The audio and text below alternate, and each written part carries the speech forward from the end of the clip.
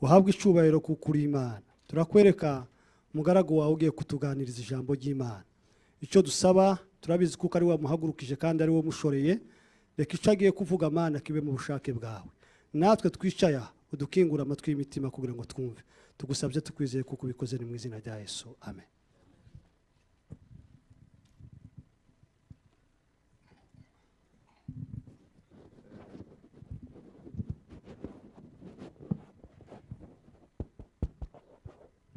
Turasoma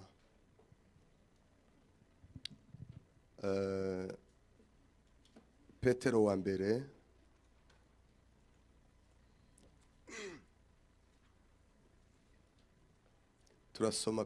mbere bice 4 ku murongo wa 7.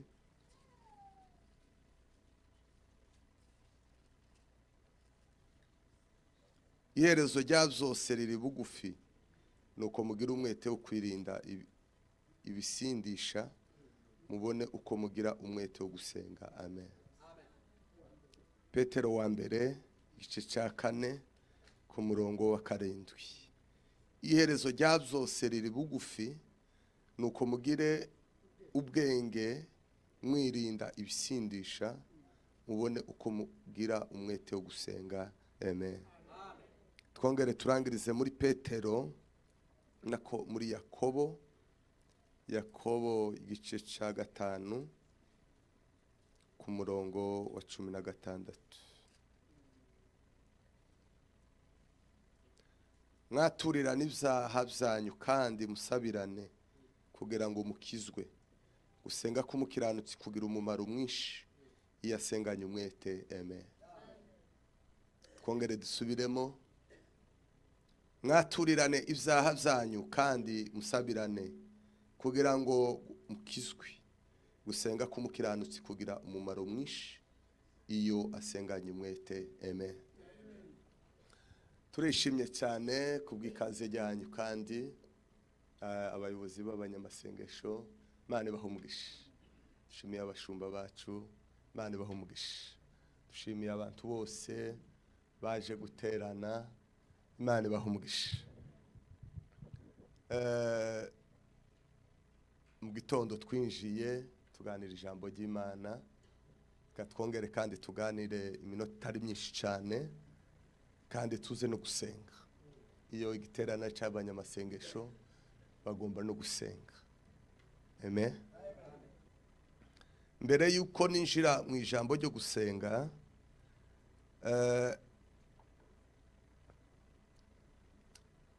reka mbabwire ishusho iba mu rusengero y'abantu batatu. Nkuko yambwiye ngo birashoboka ko umuntu yobwira undi gusenga atazi gusenga icarico. Amen. Mu ikanisa haba ibice bitatu. Igice cya mbere tugira abantu batarakizwa baba mu ikanisa, baza baririmba, boyobora, boshumba, boba badiyakoni, bokora imirimo yose mu ikanisa, ariko batarabona Yesu. Cyo ni igice cya mbere kiba mu ikanisa. Igice cya kabiri nico abantu babatijwe ariko ntibuzura umwuka. Birashoboka ko umuntu yobatizwa ariko ntiyuzura umwuka wera. Murabisanga mu byakozwe n'intumwa 18 muhereye ku 12. Filipo yagiye mu ivugabutumwa, arabwiriza, abantu barizera, ariko arababatiza ariko ntibuzura umwuka wera. Nico gice kinini gikomeye tugira mu bene wacu babatijwe mu mazi ariko batigeze buzura umwuka wera.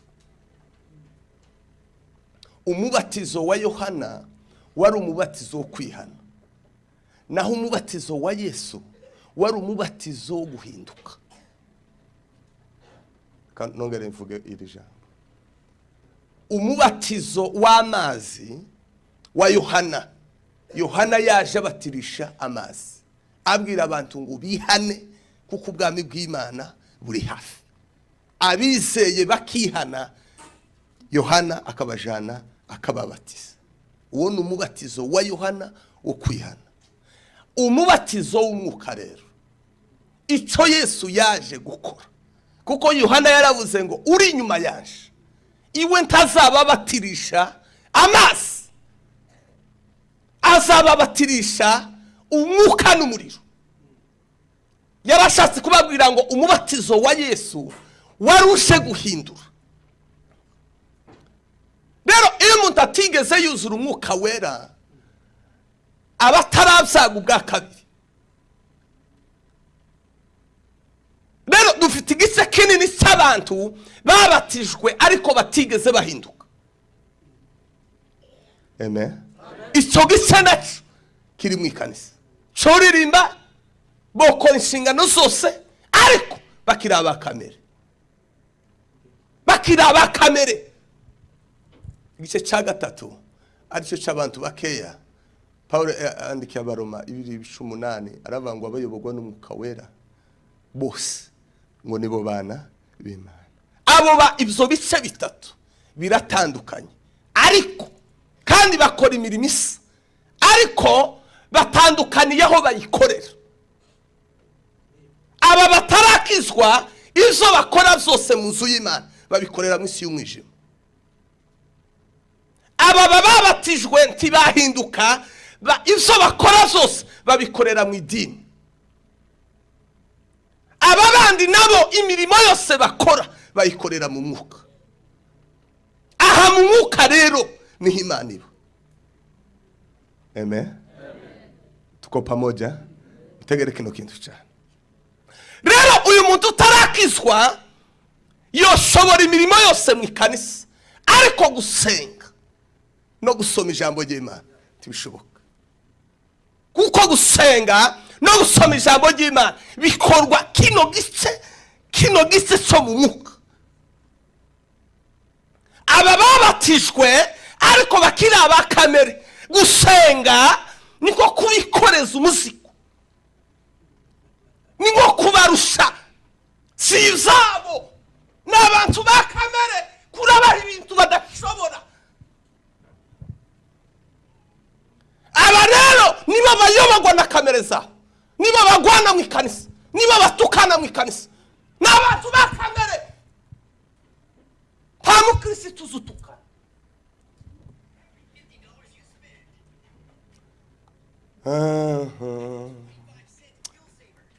Iyerekane mwami, itamurure isi yose kubone. Iyerekane mwami, itamurure isi yose kubone. N'imirimo y'amaboko yawe.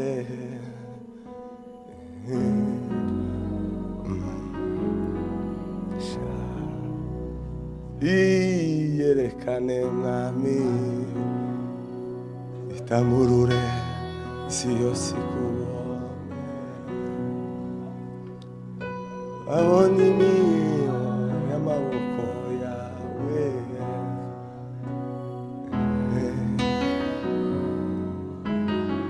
Ibi bice ko ari bitatu aba bakorera Imana batarabona Yesu. Dufite abagabo batarabona Yesu, dufite abagore batarabona Yesu, dufite abaririmbyi abahungu n'abakobwa batarahura na Yesu.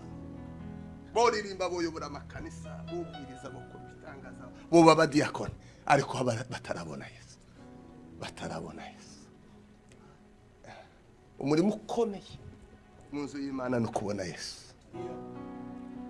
Numugisha ukomeye kumenya Yesu, numugisha ukomeye, numugisha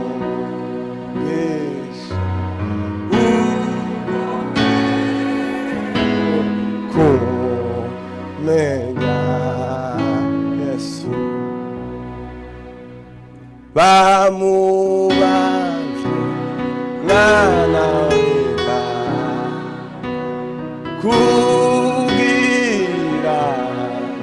ampe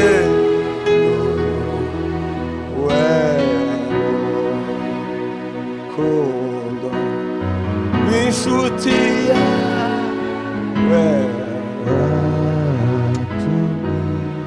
kubera kuko Yesu yaducunguye turateraniro 7 kubera ko tutangizanyije n'igitaramo. Umwuka yarambwiye ngo amateraniro yose yabera agombe kuba igitaramo. Amateraniro yose yabera agomba kuba igitaramo, agomba kubamo imbaraga zihebuje.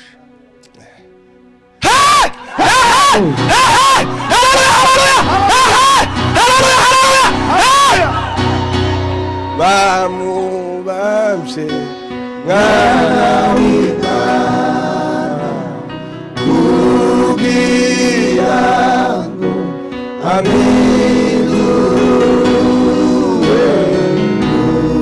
umugisha ukomeye. Dufite abagabo b'abanyamure batarabona Yesu, dufite abagore batarabona Yesu, dufite abaririmbyi batigeze babona Yesu, dufite abayumbe batarabona Yesu, dufite abantu b'abadiyakoni batarabona Yesu, batarabona Yesu, batarabona Yesu. Iyo wahuye na Yesu, iyo wahuye n'umwami Yesu,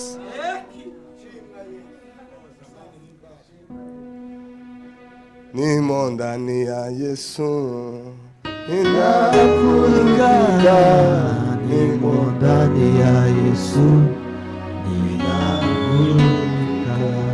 Iyo ndi muri Yesu Ayumva uweneza, ndi muri Yesu. ubukana abantu bafite ubukana bwa Yesu, ntibafite ubukana bindi, bafite ubukana bwa Yesu. Dufite abagabo bakanya Yesu, dukana abagore bakanya Yesu, dufite abagabo, dufite ingo zikanya Yesu. Kumwe mubona izi ntegeka Yesu, abantu baye bamarana, abandi baye basambana, abandi baye baroga, abandi baye basikagurikamo amakanisa, abandi bakamara. Nukubura umwami Yesu gusa.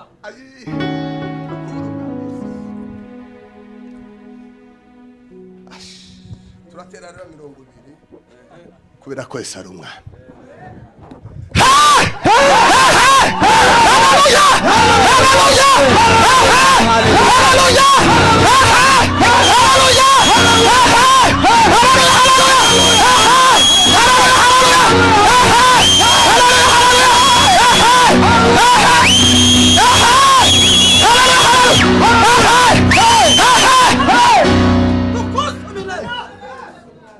Yewe Goligota sinzakwibagirwa, yewe Goligota wambere tubu, yewe Goligota uw'agaciro, Goligota. abantu bakanaya Yesu, abantu bakanaya Yesu, tubanze dushamburiye kubera ko abantu bazi ko babonye Yesu ariko bataramubona mu mutima yabo. Abantu bihishe mu ihuzu rya Yesu ariko Yesu ataba mu buzima bwabo. Nico gituma ngo mu gihe cy'imperuka ngo umugore umwe ngo azoza yifuza ngo kugira abagabo 7 sikindi gusa utwemerere twitsigwe nawe ko turi abagore bawe. Nibi bizabaye abantu ko barashaka gusa ngo Yesu bambare Yesu ariko batamufite. Dufite abagabo batarabona Yesu, nibo baza basambanira mu ikanisa. Nta mukristo umusambanyi ubaho, habaho umusambanyi, akabaho n'umukristo Yesu yakijije ubusambanyi. Nta murozi w'umukristo ubaho, habaho umurozi, hakaba n'abarozi Yesu, n'abakristo Yesu yakuye mu mwijima. Nta mukristo umusinzi ubaho. Mwari mwabana mwebwe umukristo uzumwa inzoga ntabaho, mwari mwabana umukristo w'umugome ntabaho, nta mukristo w'umugome ubaho, nta mukristo w'ishari ubaho, ntawe. Habaho umunyashari, hakabaho n'uwo Yesu yacunguye, habaho n'abo Yesu yacunguye. Hari abo Yesu yakuye mu mwijima, hari abo Yesu yakuye mu bubata, hari abo Yesu yakuye mu burozi. Wowe kuragenda gusa ngo ndi umurozi w'umukristo, nta murozi mu Mana, nta murozi ubaho. Habaho Yesu abo yakuye mu mwijima, barimo jewe yakuye mu mwijima. Ndashima umwami wanje wabaye umuhuza w'abantu n'Imana. Ashimwe umwami waje,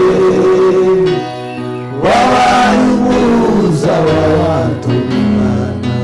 ntare ya Yuda, ntare ya Yuda yaranesheje, yakojeje Satani kimwaro.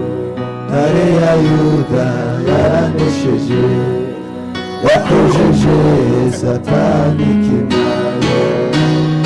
yabaye nk'igiti cy'inganzamarumbo. Haleluya, haleluya, haleluya, haleluya. Hari abantu batarabona Yesu, iyo abantu babuze Yesu bazabazana mu nzira ari impumyi, ntibamenye iyo berekeza, ntibamenye iyo berekera. Satani yarabahumye, Satani yabagize impumyi, barimo baragwa bakagenda bakagwa mu myoherero, abandi bakagwa, abandi bakagwa. Kubera iki? nta Yesu. Biravuga ngo abo Yesu, abo data yampaye, abo data yampaye ndabafite mu kiganza, kandi nta muntu aho duharanira ni ugushika mu kiganza cya Yesu. iyo ukigasamo nta muntu uzi ukivamo. iyo umuntu ageze mu kiganza cy'umwami Yesu, iyo umugabo n'umugore, umwana mutoya yageze mu kiganza cy'umwami Yesu, Yesu ntazahemuka ntiyokurekura, anakupitisha kwa kaya, anaza kunyuza mu muriro. Meshake na Abedenego barataramye baca mu muriro gutya ntibashe.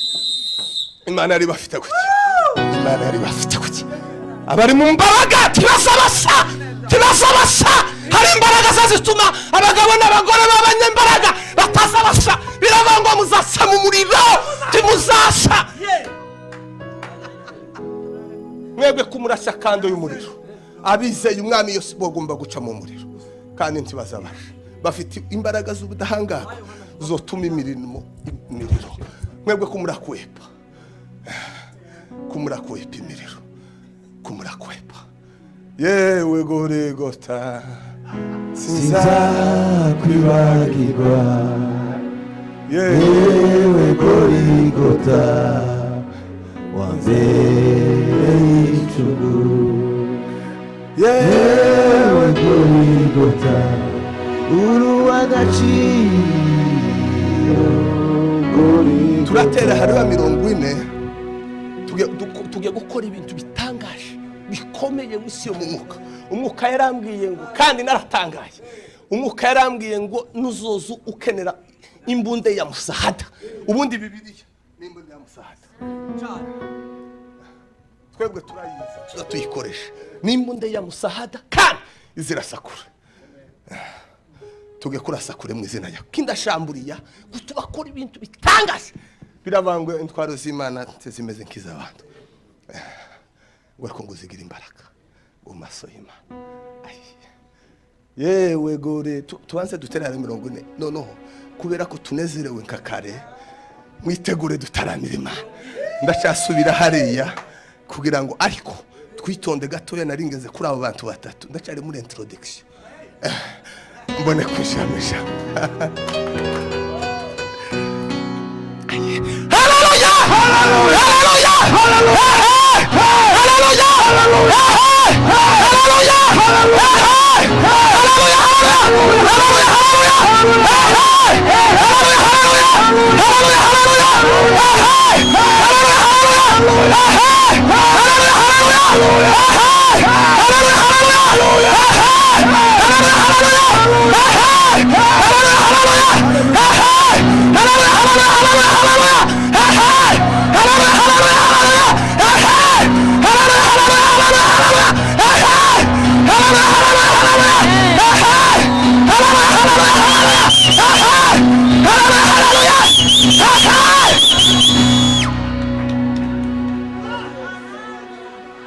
nimekutana na Yesu, nimekutana na Yesu, yeye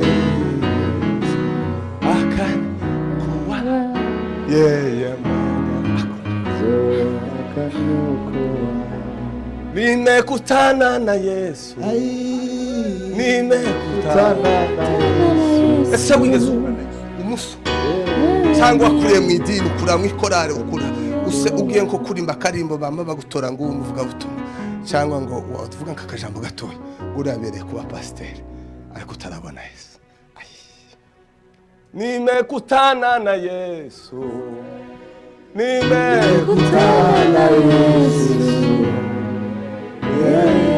muhura n'umwami Yesu, genda musange Yesu. Aho Yesu ari niho hari imbaraga, aho Yesu ari niho hari ubuhungiro, aho Yesu ari niho hari ubugingo, aho Yesu ari niho hari ubukiriro, aho Yesu ari niho hari umuco w'ubugingo. Yarabusanguza hondi tazogenda kandi mu mwijima. Mureke mbabwiye intege nkeya n'ibindi ni ishusho y'umwijima iba mu bantu kubera ko babuze umuco. Ariko iyo umuco uje umwijima uzuhunga utabishizemo imbaraga kuko umwijima utinya umuco. Icyo tuma Yesu ari umuco wacu, yakwinshiyemo aza muri kumwijima ugahunga. Abagenda n'umwijima mu mitima yabo bakenye itara, bakenye Yesu. Yeme tubaheshe Yesu mu izina rya Yesu. Abantu bagomba kubaho, bagomba kwizera. Mwumve ikintu gikomeye cyane itangazo gihugu. Umuhakanyi niki? Umuhakanyi niki? Antikristo ni umuntu umeze gute? Ni umuntu wakanisha ibyo yizeye ibyo akora. Hello. Mwumvise? Subiremo. Umuhakanyi ninde? Antikristo ninde? Ni umuntu wakanisha icyo yizeye ibyo akora. No kuvuga ngo imirimo yawe nimbita idasa n'uwo wizeye uri umuhakanyi. Tubanze dushambure amapepo gatoya.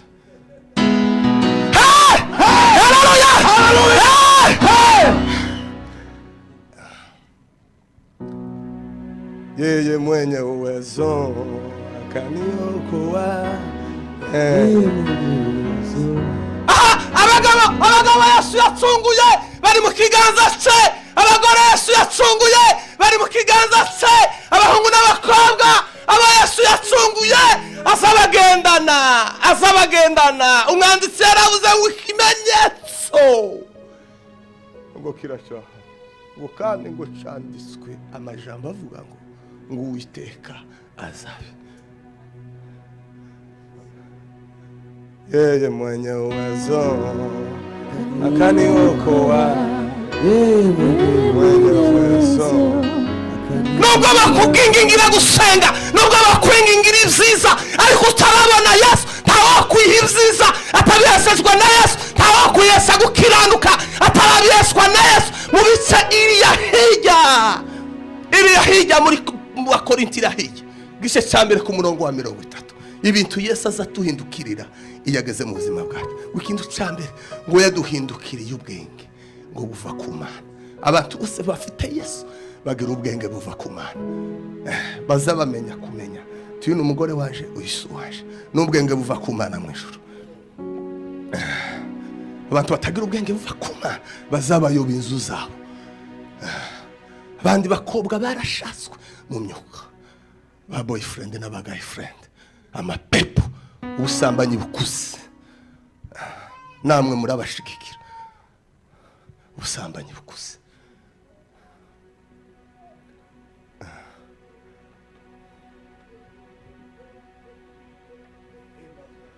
Ubuzima budafite Yesu bwarushe, bwaririmba, bwayobora itorero, bwatega amaboko, ariko budafite Yesu burarushe. Dufite abagabo barushe, dufite abagore barushe, dufite abahungu n'abakobwa barushe, ariko kubera kuko bakuriye bambaye impuzu ya Yesu, ariko ubuzima bwabo bupfuye, bakaza bagenda bakisha mu ikanisa, ariko imitima yabo ituye kure y'Imana. Ako nagahinda gakomeye kari muri bene wacu. Abantu kabararimba arabasamanya, abantu kabarobe mu makanisa arabaruzi, abandi arabasamanya. Dufite abadiyakoni n'abandi bitirwa abanyamasengesho bakaja kwisha, bakambara ihuzu y'abanyamasengesho, naho ari inkozi z'ibibi.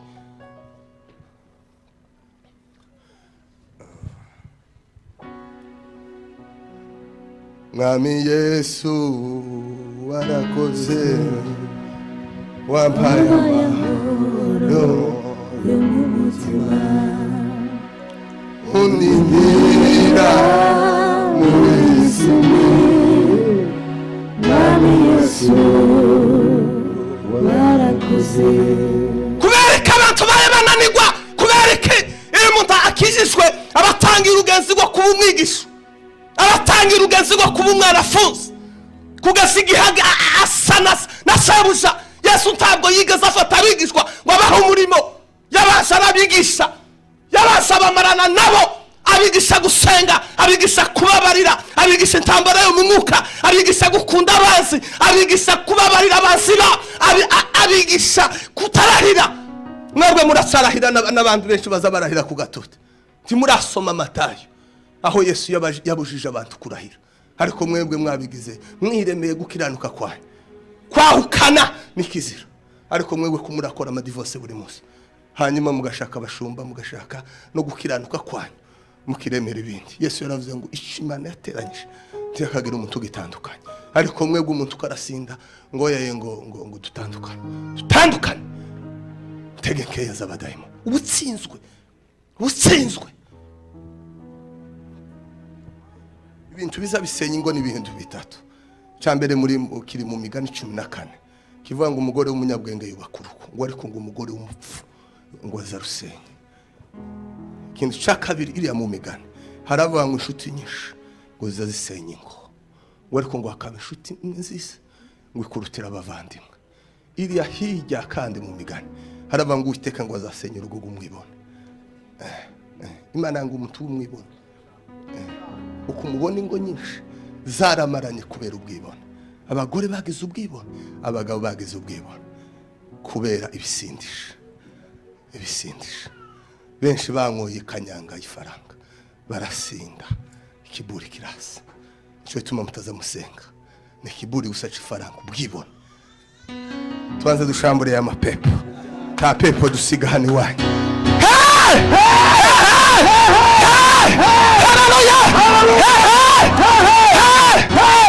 Ariko zikuba umukristo urumukire, Yobu ngo yari umukire, ngo yari umukire, ngo kandi yari ahezagiwe, yari afite abantu 10, yari akize kubarusha mwese.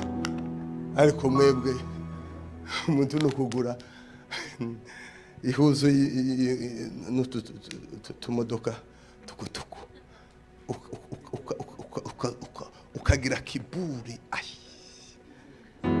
Tubanze dushambure ibyo biburi zose, abantu baciye bugufi bashaka Imana.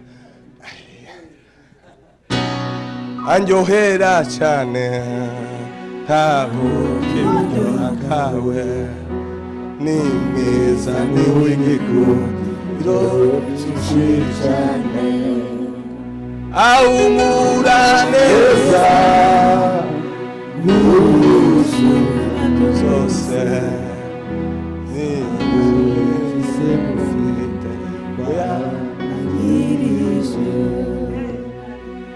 wanyimikaga ubwami w'ishanga rinini rito, ndihata icyaha cyose sinabikura, ahubwo iragije Yesu umukozi wawe. Ariko abatimana yagiriye neza ibaha ifarasi, umuntu asa neza gute Imana yaramugiriye neza.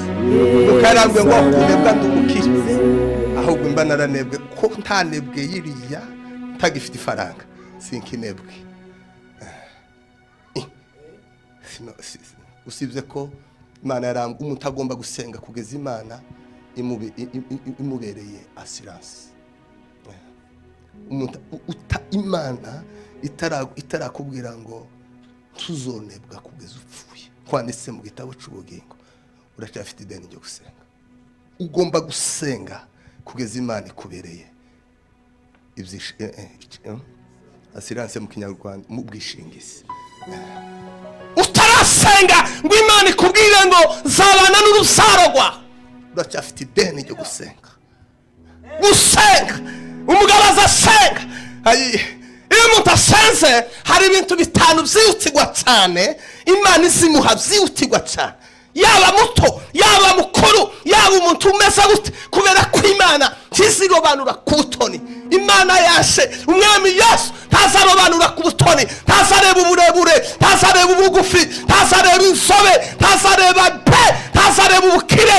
Imana ikunda abayikunda ngo bashakane umwete ngo bazayibona. Iyo umuntu asenze abaye imbere y'Imana agasenga, none agasenga akegera Imana, ubuzima bwe bugahinduka amasengesho. Ubundi mugomba kuva ku ntambwe imwe yo gusenga cyangwa kuja amasengesho, mugahinduka amasengesho. Isi ya none ikeneye amasengesho yabera hirya no hino, harimo izitegereje gutabarwa. Rangurura maze utangariza abafite intima, bwira nabo bose bashaka kwiyahura, dufite Imana mudasenga ntabwo ari Imana ya Isiraheli. Oya, buri muntu wese afite ikigwamana cye. Ikigwamana Imana yawe niyo warutishije Imana uzukenana kakujya abasaza bakera bakaza bagira inkishana bagakena ikirato. niko abakristo ba none baye basindanwa na Yesu, kandi yaratsinze urupfu na kuzimu, kandi yaranesheje umwami w'abantu. Nukuvuga ngo ubwami bw'Imana n'ubw'imbaraga, ababutuyemo bose bagomba kuba abanyembaraga. ubwami bw'Imana si ubw'amagambo ngo turakizijwe, ngo tugiye kwinjira, ngo tugiye kwikorana, ngo dufite igiterane. Ibyo si byo bwami. Ubwami bw'Imana n'ubw'imbaraga, n'ubw'imbaraga, kandi imbaraga zigaragarira he? Mu ntambara, mu bigaragazo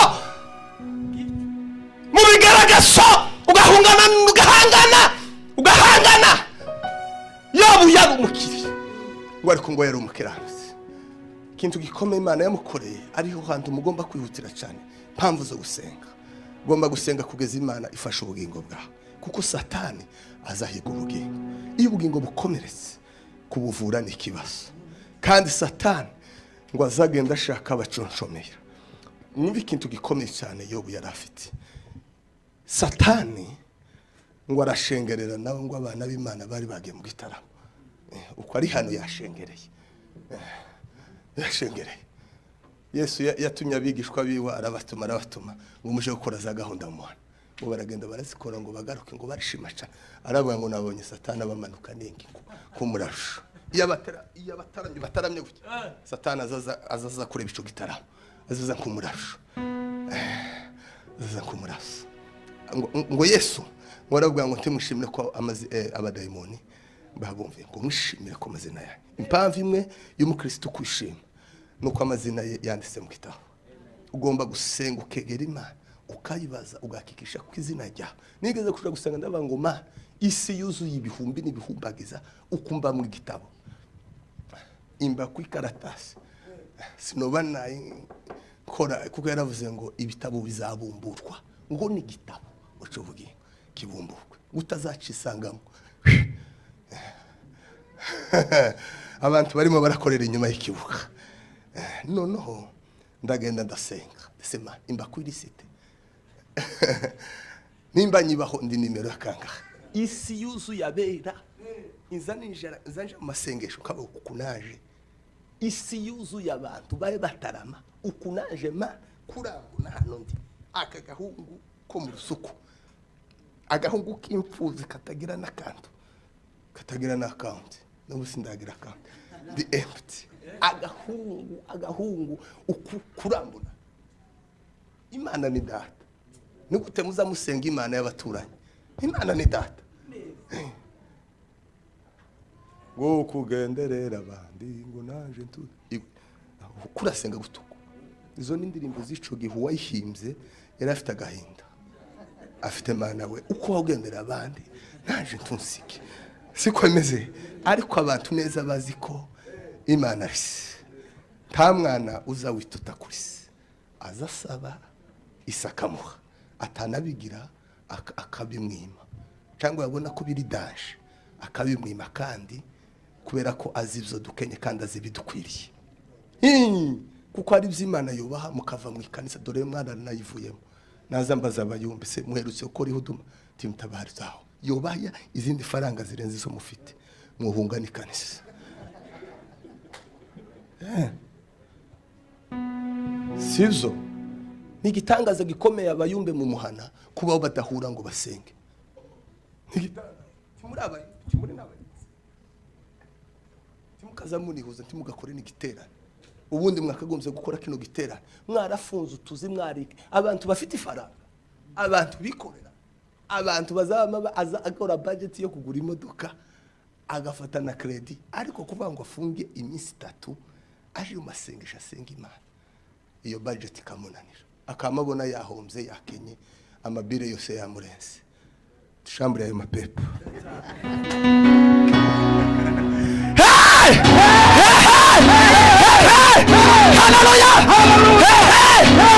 Bwana sifiwe. None musasa mu busutsa ryari mudahura ngo musenge itorero twarabajije ejo nimugoroba ni ryari itorero riherutse gukora amasengesho y'imigoroba ni ryari abashumba bategurira abakristo amasengesho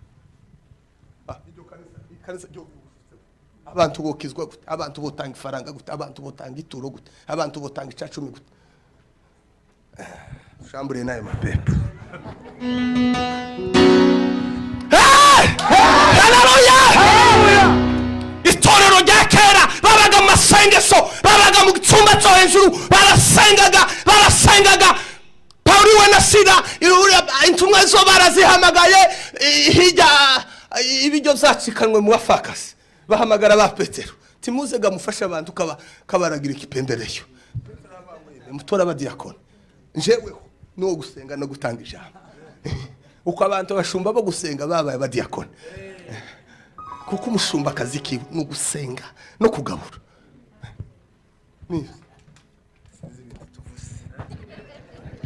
ariko kandi tubanze dushamburiye turatera hari bazirindwi za ushamburiye abantu bumva Imana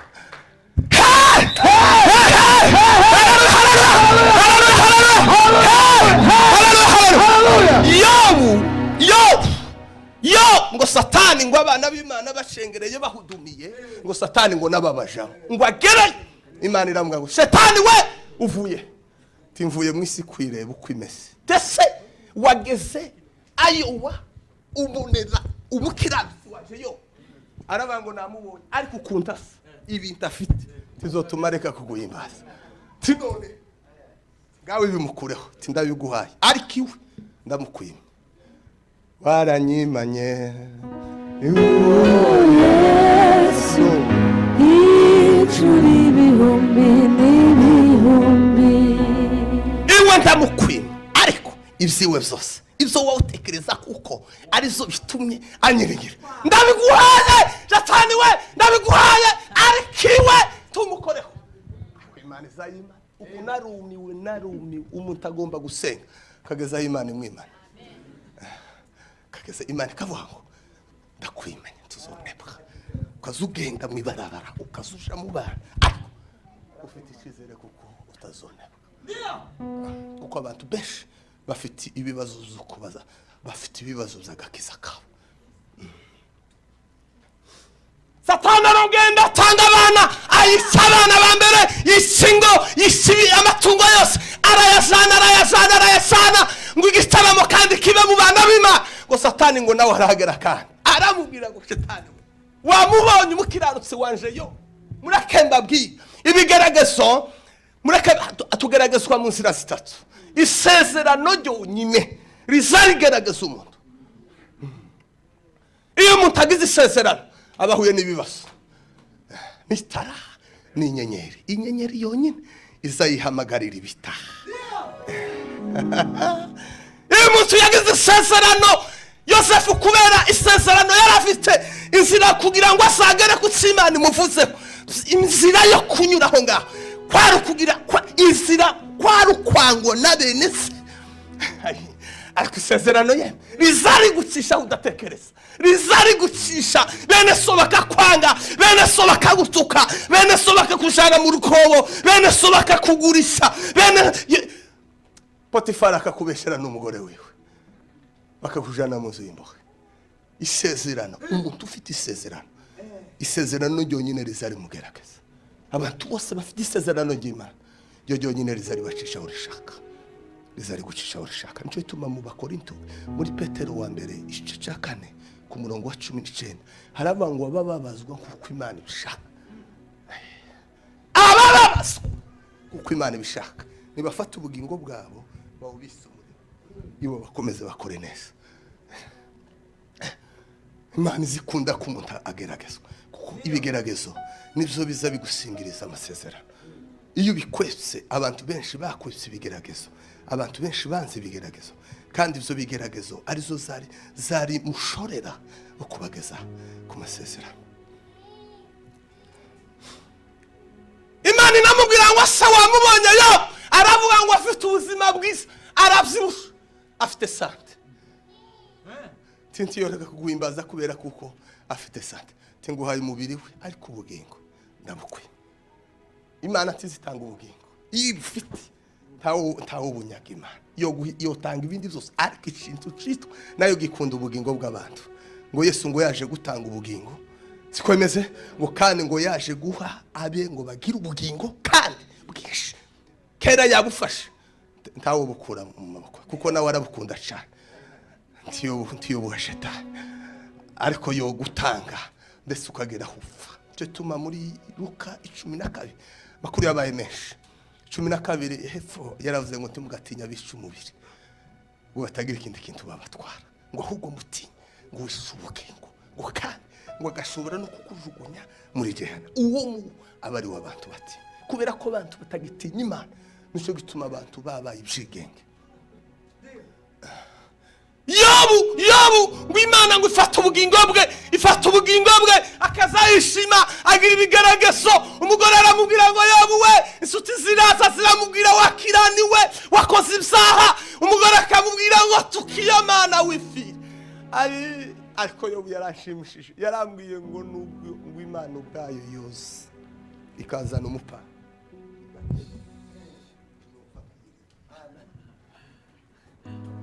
Umwe nanje nari mu nzira ngiye mu kukasi muri Kenya. Muti murambwa ngo sukuhura n'ababandi bakaguhitisha mu kukwica cyangwa guhakana Yesu. Ugira gutuko. Ukamuhura n'ababandi bafite umupanga. Tiyakana Yesu uvuga ko utagishatse Yesu cyangwa wamuvuga ngo Yesu si umwami waje cyangwa tuguteme. Nuko ndahagara ndatekereza. Ndavuga ngo mwonteme. Ukubantemye kera narafuye kera. Kondo kumwamubona nafuye kera. Uwo Yesu namenye byose amuhaye umutima wanje nawe yarahagije. Kabzabo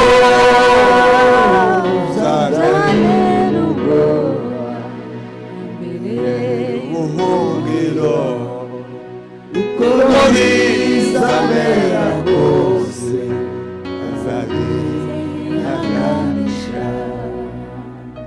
Iyo umuntu yasenga hari ibintu bitanu vyotegwa Imana izimuha. Kintu cyambere umuntu usenga uko yabakose uko yabare ariko akagira umwete wo kwegera Imana no gusenga. Kintu cyambere gikomeye Imana izimuha imbaraga z'umwuka wera. Izimuha imbaraga zirashakishwa. Umwuka n'ubuntu. Iyo umuntu akijijwe Imana izimuha umwuka ariko imbaraga zirashakishwa.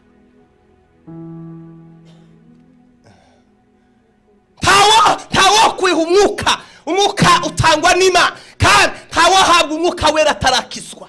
Tibishoboka. Yesu yarabuze ngo abisi tibashobora kumuhabwa. Umuntu utarakizwa, umuntu utarabona Yesu ntabwo ashobora guhabwa umwuka wera. Kuririmba si ikimenyetso cy'uko umuntu yuzuye umwuka wera. Kuyobora itorero si ikimenyetso cy'uko umuntu yuzuye umwuka wera. Kuba umudiyakoni kuza mu nzu y'Imana si ikimenyetso cy'umuntu wuzuye umwuka wera. Oya! Umuntu utarakizwa ntashobora kuzura umwuka wera. Iyo umuntu rero yakijijwe Imana izimuha umwuka wera. Kuko yaravuze ngo ibyiza nuko ngenda, ibyiza nuko mbasiga. Ariko yaramaze gutoza abigishwa, yaramaze kwigisha abigishwa. Ariko twebwe ntidukeneye kwiga, ntidukeneye kwiga ijambo ry'Imana. Dukeneye gukorera Imana tutarize. Nono twageririya tukananirwa, twageririya tugahura n'ibitero. Kandi mwumva iki kintu mwisi yo mu mwuka. Imana n'abatanguranwa. Mwumve iki kintu, n'abatanguranwa ntabwo basabita ku muvuduko umuntu yatangizanyije. Hoya basabita ku muvuduko umuntu yarangizanyije. Mwumve kino kintu cyane. Yesu umunsi umwe yatanze umugani aravuga ngo hari umugabo umwe ngo yari umutware ngo agere mu gitondo ngo asanga umugabo umwe adafite akazi. Aramubwira ngo sha mu murima, amubwira ko azamuha amafaranga. Ngo yigiye imbere ngo saa sita ngo asanga abandi bagabo badafite akazi. Arababwira ngo nikimute ngo nta kazi, abohereza mu murima. Agenda ngo agere saa kenda ngo asanga abandi bagabo bari ku gatorero. Nikimwicaje hanga nta kazi dufite, nimuje mu murima. Agenda kandi ngo saa 11 ngo ahura n'abandi bagabo badafite akazi. Arababwira ngo nta kazi, timuje mu murima. Ngo bagishika mu murima ngo amasaha yo gutaha aragera. Ujya wahageze mu gitondo ngo bagiye kubahemba, aribwira ngo kubera ko iwe yiriwemo ngo baramuha ifaranga nyinshi ngo kurusha abaje musizere saa 11. Siko bimeze ngo kandi ngo umwami aravuga ngo muhembe uwanyuma, ari we mutangiriraho uwinjiye saa 11, ari we mutangiriraho guhemba. Ngo noneho ngo batangire guhemba wa undi wanyuma, ngo wa undi w'imbere wagiye mu gisuku muri parijuru ngo yamayishima ngo yibwira ko ngo kubera ko yinjiye mu gitondo ngo baramuhemba ifaranga nyinshi cyane. Ngo bamugereho nawe bamuhakiza abandi ngo ararakara cyane.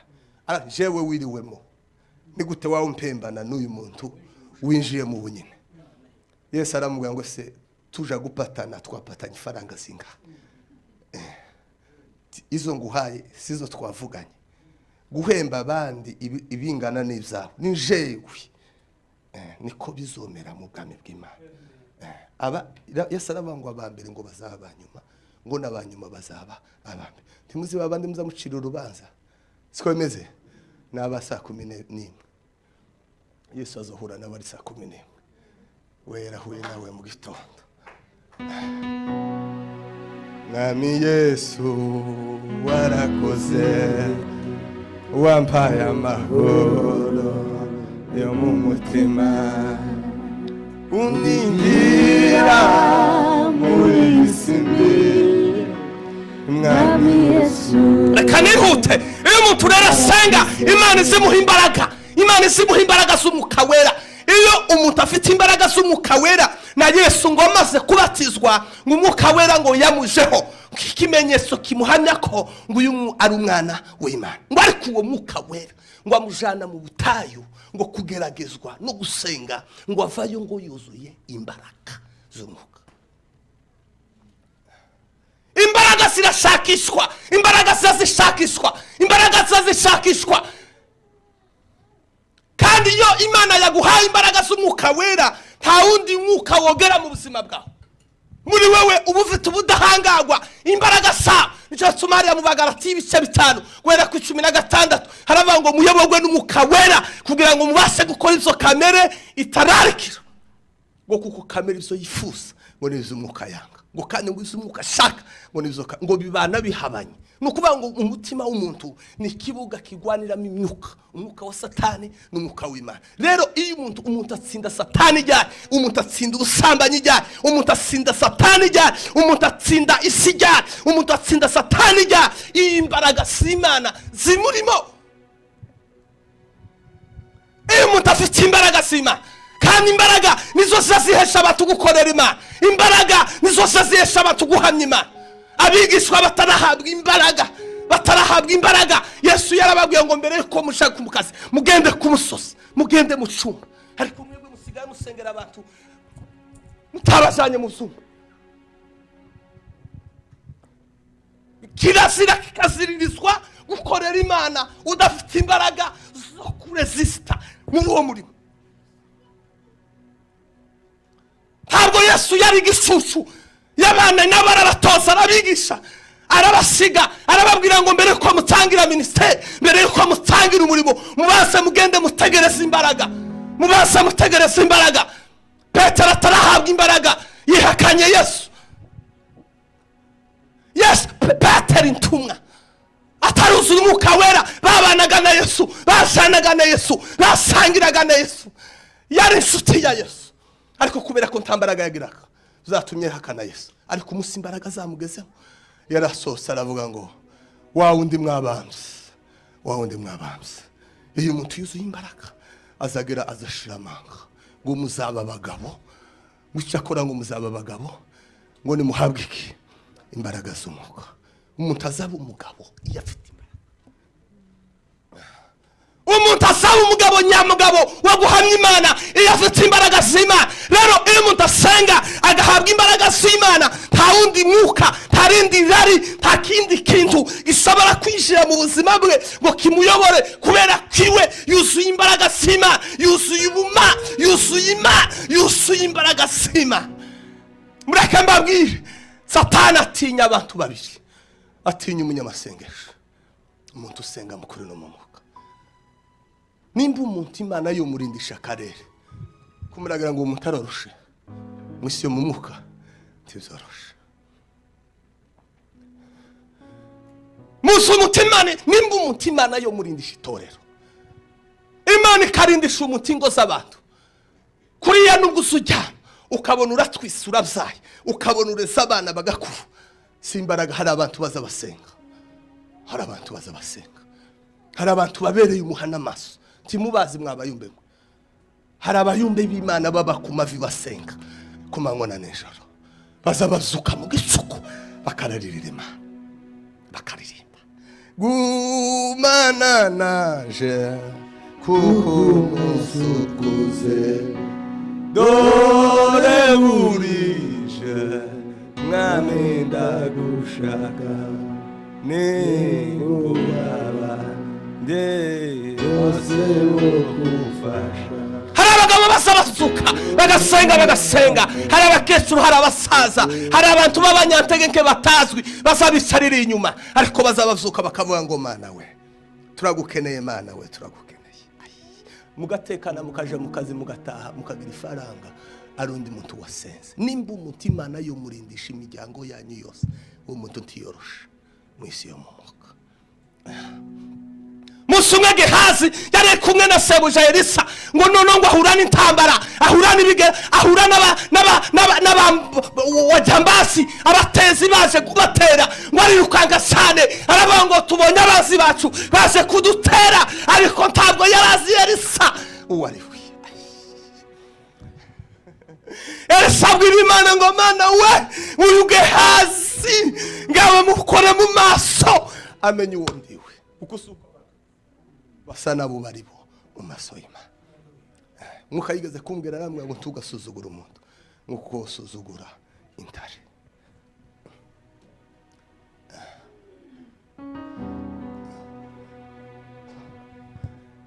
Imana ngikora ku maso yegera abantu n'impumyi, abantu barahumye, abantu badasenga n'impumyi, abantu badasenga barahumye. Satani yabanogoye amaso, tibabona ko imiryango yatewe, umuntu akamananirwa gusenga, ntabone ko urugo rufite ibibazo, ntabone ko ikanisa rikeneye imbaraga. Amaso yarahumye, impumyi ntizibona, impumyi ntizireba. Dufite abasumba bahumye batazi kumenya ngo se abakristo bari heka barasenga. Dufite abakristo badasengera imiryango bahumye, basa bagenda basitarana kubera ko ari impumyi.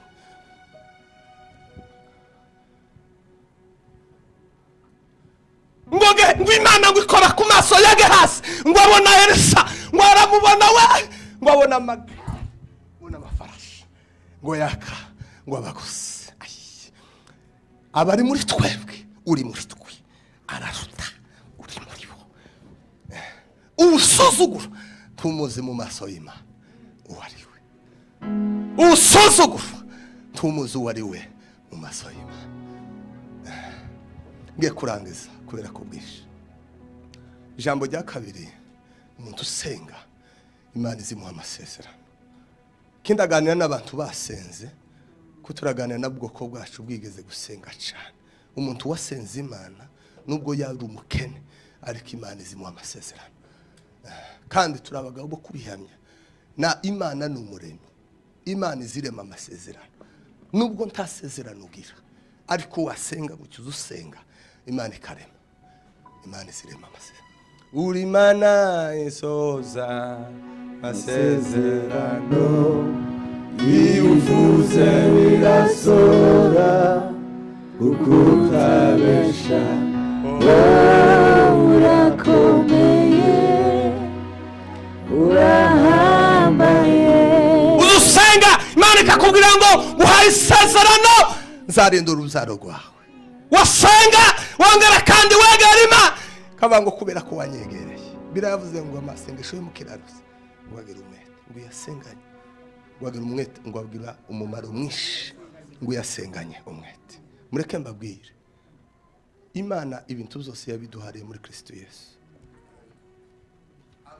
abana nibikuza gutora ibintu byose Yesu yarabiduhaye abantu gusa gusenga no kuja gutora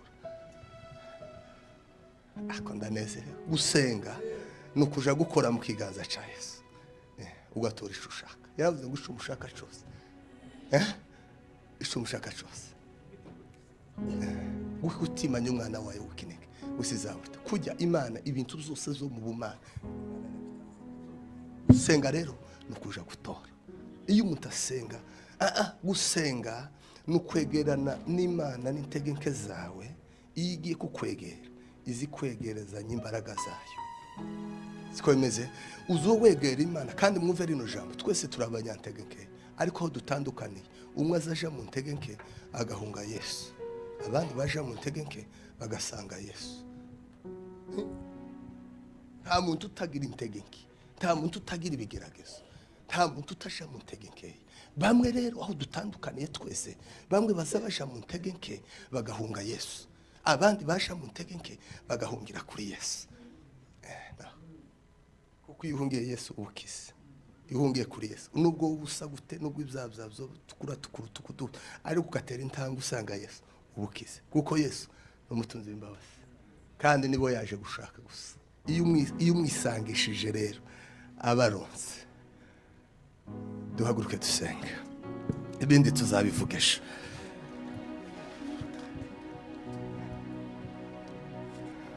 nimo ndani ya Yesu ninaburudika nimo ndani ya Yesu ninaburudika nimo ndani ya Yesu ninaburudika nimo ndani ya Yesu dukeneye imiryango yacu ngo ibe imiryango isenga Imana dukeneye abapapa basenga Imana dukeneye abagore basenga Imana nubwo utosengera ikanisa ariko ufite umuryango wo gusengera niba udakunda nawe n'ubwoko bwawe nubwo utikunda kunda abana basengera usenga no kuvuga Mana ndagukeneye mu waje Mana gumana naje twavuze mu gitondo uriya muntu utarakizwa n'uriya muntu wabatijwe atigeze kuzura umwuka gusenga n'ibibazo ntibishoboka no gusoma ijambo ry'Imana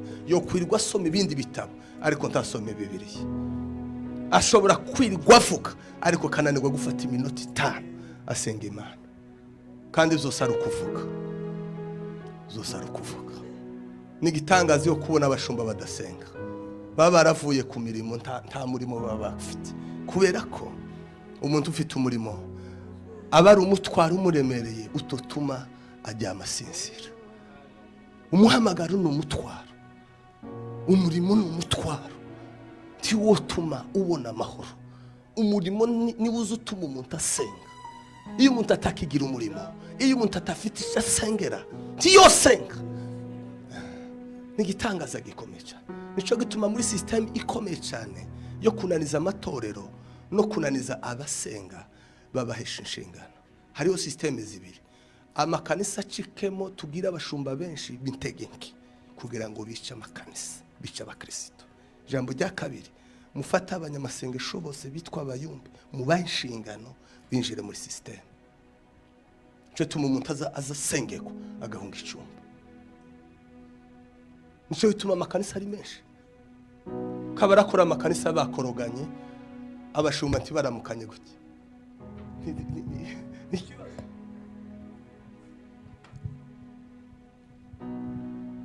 nukugira ngo habe amakanisa menshi ariko yintegenke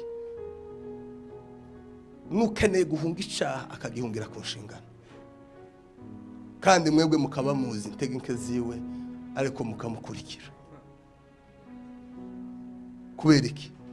Muri abana mu mwuka nti muri abakristo, kuko nta kintu cyo kuri umuntu mu ikanisa tagiye keretse Imana guhamagara. Sinzi ariko iyo ni tangazo kutoka kwa Bwana. Nimudasenga murashakurikira mwebwe mukigira ikanisa rya bene wanyu ngo kubera ko mwene wacu ngo agiye ngo natwe turagiye. Byo ni ijyanyu usige Imana.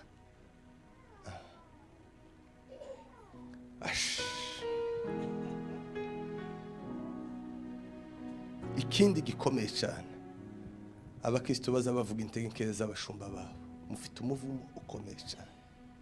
Umuvumo aba dufite benshi, urugo ruzagwicarira umushumba wabo bakagenda bavuga integenke y'abamusebya. Ubu huye n'akaga gakomeye, ubu huye n'umuvumo utangaje. Nubwo yozaje kuzimu akazavayo, afite uwo muhaye izo nshingano, niwe bazodiringa. Kuko mu kuvuga integenke z'abashumba bacu bituzanira umuvumo ukomeye, hanyuma ninga akabaha ameza, mukamuzanira abana banyu akababarika, akabaha n'uruhibi. Muteye ubwoba ahubwo, muteye ubwoba, muteye ubwoba. Umuvumo. Kandi umenye ko abashumba banyu, abakristo badasengera umushumba wabo ntibakunda ikanisa. Ubaye umushumba mwisi ukabona abakristo bakagusengera bakagukunda, ubutoye n'abashumba nabo ntibashigikirana. Ntabwo Musa yari kubishobora wenyine hatari Aroni na Huri. Hello, turi kumwe. Tuvuze ibintu twitonze cyane muri discipline kugira ngo mwumve amakuru neza avuye ku Mana mu ijuru, kuko Imana yantumye ku bwoko bwaje. Mukarambwiye ngo ikintu cyose zo kibabwira, nimudasenga ngo mushake Imana, urugo n'iryo torero rya mbere. Hano ni fellowship. Amen. Ese ni fellowship, ni amateraniro y'amakanisa menshi. Nditorero, nditorero, nitorero, nitorero. Nukuvuga ngo rero wowe ugomba kuba itorero ry'imbaraga.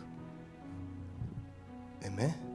Mwaza mu materaniro hano, mwaje muri fellowship, mwaje muri fellowship, muramya Imana. Muzi ko ikanisa tuza turizamo, ikanisa niryo gukiriramo imitima, niryo kuhimbarizamo Imana. Ariko tuza tuza abantu bagataha bakomeretse, abandi baza kugwanira mu ikanisa.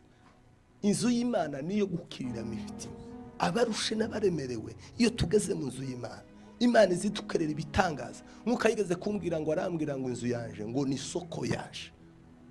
Umuntu azaje mu isoko agiye kugura icyo ashaka mu rugo rwiwe, icyo akenye mu rugo akaja kugishakira mu isoko. Nkuko arambwira ngo nkomese ngo uzokena mu wawe uzoje kugishaka mu waje. Iyo nje mu ikanisa ngomba kureba ikintu kitagenda neza mu rugo kagitahana. Nimba ari amahoro abuze mu rugo, ngomba kuza mu materaniro ngakikisha ko ntahanye amahoro mu rugo rwaje. Amen. Kuko mu rugo rwawe niho hakenewe ubujutse cyane kuruta hano. Yego umushumba ntazi intambara uhura nazo, ntazi ibigeragezo uhura nazo, ntazi ibibazo byawe uhura nazo. Twese turi ku rugamba. Umushumba ni umwungere wo kuza kudusengera no kutugaburira ijambo. Dasengera abashumba bari hano, bene data ababyeyi, kuko mu matorero yacu dufite imyuka ibiri. Dufite umwuka wa Herode, tukagira n'umwuka wa Abusalomu. Abusalomu, umwuka wa Abusalomu yari uwo gupinga se, kumukura ku ngoma. Dufite abayumbe bapinga abapasiteri babo ngo babakure ku nshingano. Uwo ni umwuka wa Abusalomu. Tukagira n'umwuka wa Herode, abasaza babanga ko abana bakuru. Sinzi ukuntu mvuze. Iyo myuka y'umuntu twoshamburira. Ese niko? Herode, umwuka wa Herode ni abasaza badakene ko abana babaho bakuru. umwuka wa Abusalomu n'abana bashaka gukuraho base ku ngoma. Reka dusenga Imana, ibindi byose tuzabikoresha. Ejo tuzakora ikintu gikomeye cyane hamwe n'umwami Yesu. Ariko mugende mushake Yesu. Yesu arahagije muri byose. Intambara ufite n'ubukene ufite, umunsi uzabona Yesu byose bizarangira. Mana Data, Mana y'imbaraga n'ubushobozi, elobere gahidera gazomere yash mw'izina rya Yesu. Uyu mugoroba mwiza, abagabo n'abagore basize ibyabo Mana, abahungu n'abakobwa basize ibyabo Mana, baje gusenga Mana.